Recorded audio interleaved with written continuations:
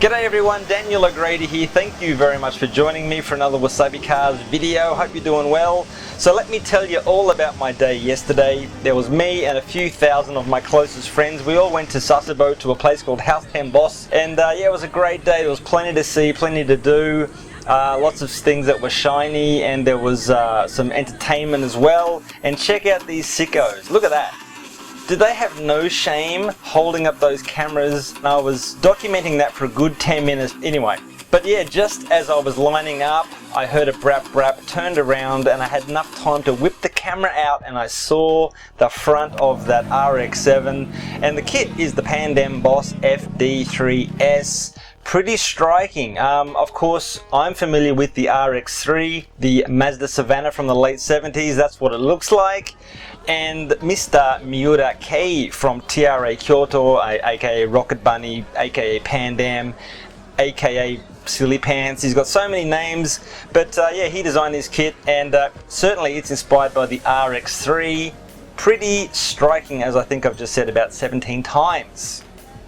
So let's see if we can get past the snout of this car. Super wide over fenders, and you know, of course, I've got the RX-3 in my mind, so it's a super long bonnet, and you can see there's chrome side mirrors. Looking pretty good out there on the snout, I've got to say. Now, I did see this car covered in the Speed Hunters post on the 2016 Tokyo Auto Salon. Excellent coverage. The car looks a little bit different since then. The wheels have changed. I don't know the name of the wheels actually on the car presently. Also, there were a few changes under the hood. The engine is a 13B rotisserie, and see how it's all painted black, the inner guards there? There were dollar bills, like stickers, or I don't know how they do it, like some sort of, they wrap it. Dollar bills everywhere, but I guess the owner has cashed out, spent the money, and yeah, looking pretty neat in there. Now, funnily enough, by the standards of the outside of the car and under the hood, it's the interior that just looks so wild and over the top. Check it out. It's bright, shiny, it's busy. Hey, let me tell you about my trip to Kyoto, and I dropped by TRA Kyoto. Check it out. I mean, it's just so unassuming and run down and decrepit. And I went there, I was there like late at night. I was walking past because I was, you know, had my lodging somewhere very, very near. And the guy was busy. I could hear him working away. And then the next morning, I woke up super early and I heard the guy working away. Miura-san, he must work bloody 20 hours a day pumping out these kits and emailing them all over the world. He's a busy guy, just amazing.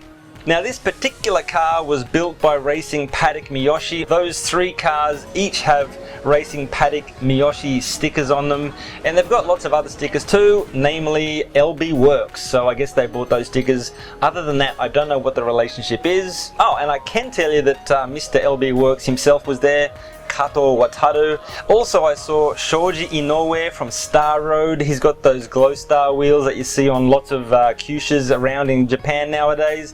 Top guy, absolutely fantastic guy. Had a good old chat with him. So there you go. I do hope you have enjoyed today's feature car. It is, of course, very different to what I would normally post. If you haven't subscribed, please subscribe. And to everyone, no question of the day, but let me leave you with a thought, and that thought is there are modified cars that you don't like, or a make or a model of car that you don't like, but there are owners of these cars, and it's their pride and joy. I know it's a bit cheesy, but I thought I just wanted to share with you all, and I will leave it there. So thank you so much, and goodbye.